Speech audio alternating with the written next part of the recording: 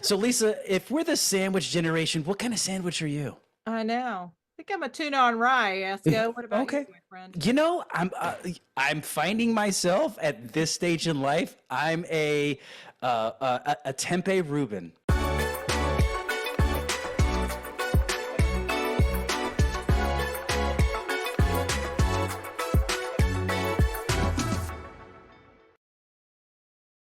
Welcome back, everyone, to the Wins in the Grind. We're starting a new series. I'm your host, Adrian Escobedo. I'm joined by Lisa Tilt. Lisa, are you the boss? Am I the boss? Are we the boss? How are we doing this? I think who's the boss, right? I think that is highly relevant, and you know why on what we're talking about today. So, you're bringing Pull up your this. Tony Danza out. Oh yeah, hey oh hey no, no. Uh, the sandwich generation is what we're gonna call this episode, and this was when you first said this or mentioned this term to me.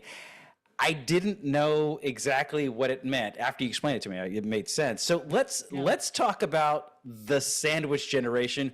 What the heck is it? Well, I think we're Gen Xers, right? We're starting this series that we're calling the Gen Xers dilemma, right? There's so many things. I mean, gosh, remember we were latchkey kids. We're the 50 somethings, right? Resourceful and independent, and we're in the job. But there's a lot of things that we're doing now that include so many things with life and work, and really, I would say immense pressures on both ends. We've got, from a sandwich generation perspective, currently, right? Our kids are in middle school, maybe, but more high school and college, some even young adults now out, maybe off the payroll, maybe not. And then our our parents are those, if we're lucky enough to have them still around, are certainly aging and also need our help in different ways. And that, I mean, honestly, that changes almost from day to day, it seems like, right? Yeah. So any sort of generation in their 50s is going to be that sandwich generation, because we have the generations on either side of us sort of coming back to us and needing our help. And then we're 20, 30 years into our career. So we've got some pressure and responsibilities there. So what I'm hearing you say is, that we've got multiple perspectives, multiple hats, multiple responsibilities. Do we share our knowledge? Do we keep our knowledge to ourselves? I mean, I mean, me personally, when you went through all of that, I'm thinking, gee, my daughter's 18. We're moving her into the dorm tomorrow, or next week, I should say. And, what do I share with her? Is it going to be an aw dad thing, or is it going to be, hey, that's actually good advice for me being a budding adult? It's those types of perspective. And now I'm talking to my parents differently. I'm making sure they're making good decisions. My, how the tides have turned.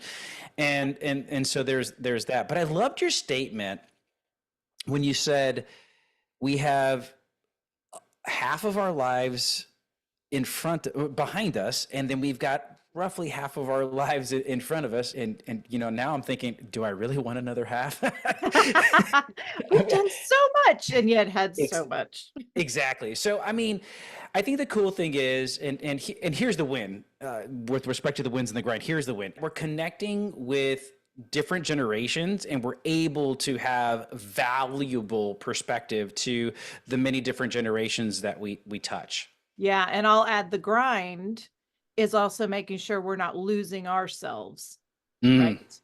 In the pull of other priorities. So we've got an interesting wins and grind in this, in the sense that we have a lot, I feel many of us have a lot of either ownership, feelings of responsibility, feelings of being pulled in many directions. I'm not saying, I don't know if we're going to get comments. I'm not saying other people in other generations don't have other responsibilities. They're just unique. When millennials behind us come to, coming of age in their 50s, and I'm the old person in the room, you're going to need to have to take away my keys. They'll be the sandwich generation, right? right, right. So let's talk about life and work obligations. Where you said a mouthful on that last one. So, I mean, give me your thoughts. You don't want to lose yourself in life or work. So, what are your thoughts there? Yeah. There's an interesting balance, I think, that comes when we've been working as long as we have, that we have more confidence in the work that we have done and that we continue to build on. And so, at least from my perspective, I could certainly speak for myself, is that I actually really enjoy the work that I'm doing now. I have all along, but you never know when you're sitting in your 20s. I'm like, I still like this in my 50s. And I love it, right? I've sort of reinvented myself in different ways. So I still have that pull and that excitement around the work that I do. And so I use that certainly as a motivator, but I'm equally and sometimes more pulled to the needs of my family. And that's good too. I've been able to create I would never say balance, right? That's sort of a myth and I don't It's a think pipe dream. it is. I don't think striving for balance really makes anybody feel good, right? There's always going to be something. It's more of a seesaw, right? Look Yeah. at it instead of sitting at the apex, you're like on one side or the other. And but knowing that that's okay and that is the expectation, that realization frankly helped me. So not losing yourself in your job or in between the needs of the family, I think honestly is sort of a day-to-day ping pong match. So, with respect to life and work obligations, I was talking to a buddy of mine just yesterday, and I was asking, I was like, "What's the next step for you?" And we were kind of both reflecting because we hadn't caught up in a while, and he goes, I don't know that I want another step. He goes, I've got it figured out. I'm at a place where my job, it's not easy as in no effort. It's I've got it managed and it's easy that way. I've got enough time to, self-care time, and I've got enough family time.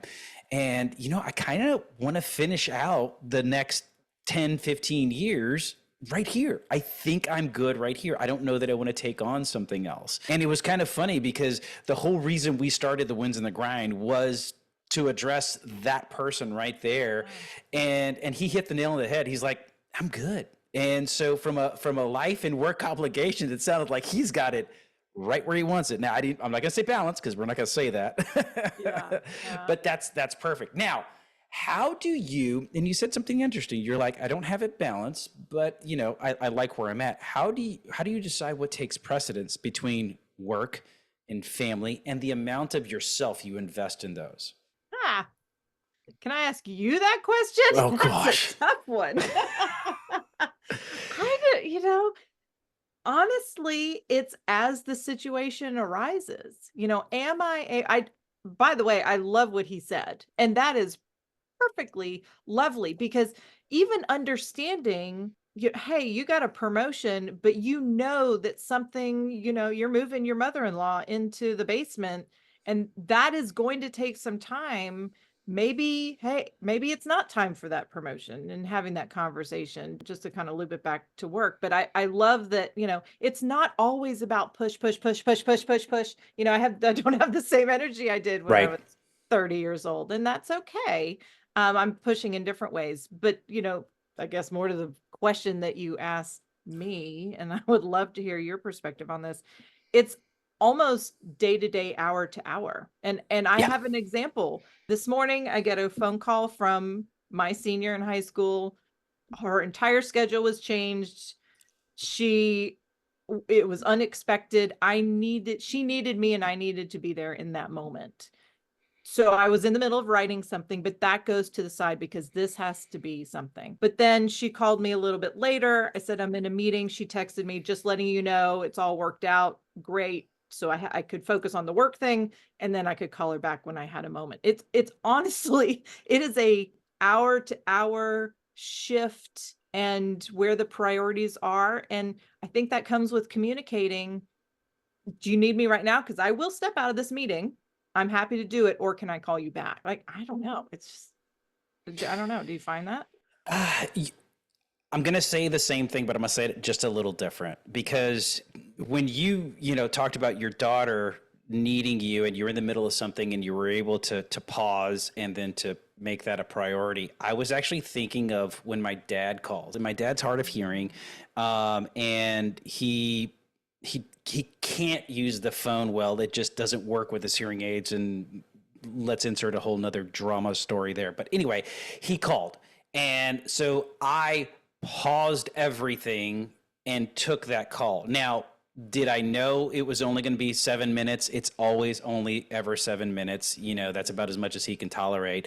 But I paused. And I think what takes precedence, and I'm going to answer it like this, I think we're able to say no appropriately and gauge a lot better where we should and should not be investing our time.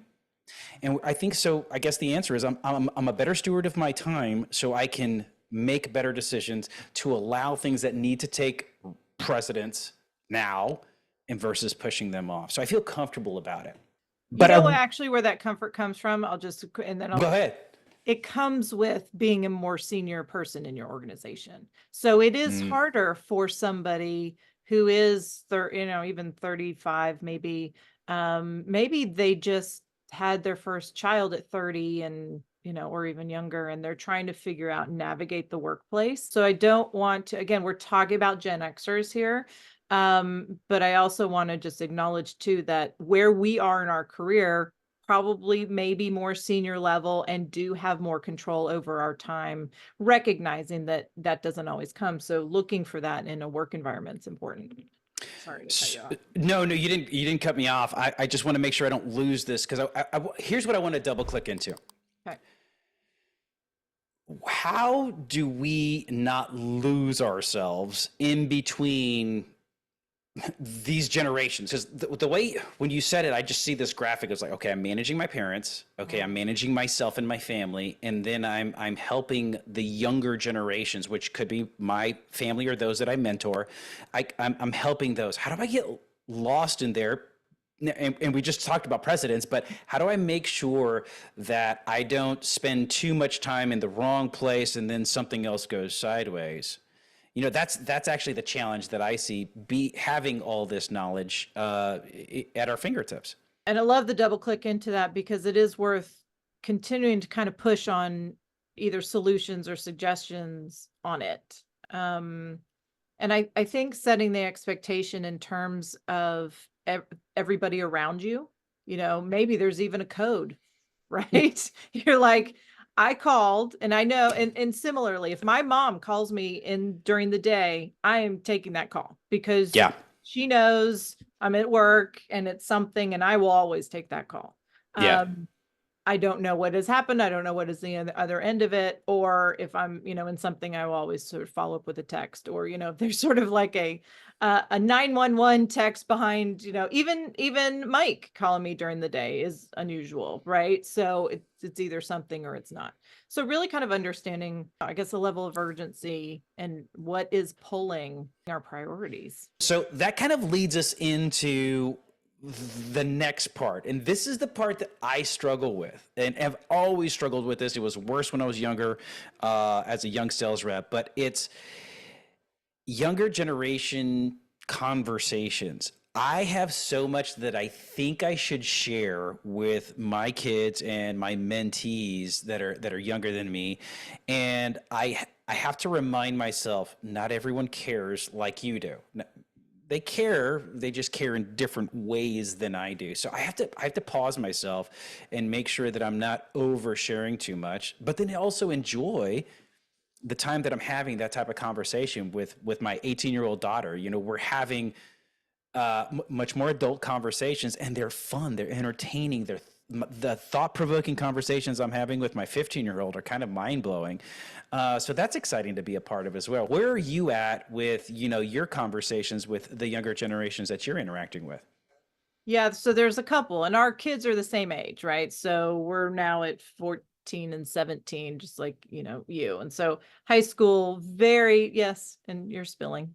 High school, love the conversations, love how they're taking ownership of what they're doing and where they want to focus their energies, their own energies, right? And how they're asking for advice in different ways where they didn't even know that what we do because their parents are actually human beings that had a life before them. We just had that conversation. They're like, "Oh, right." And it's just it's fun, it's entertaining. To your point, we're having the same things at our house and are lucky to do so, right? But then I also get to work with some amazing young talent here at Full Tilt who are just a little bit older. And we were even talking today in our team meeting about, oh, a reference to The Office. And one of our young ones who just got promoted, I'm so proud of her. And she's like, yeah, I can't.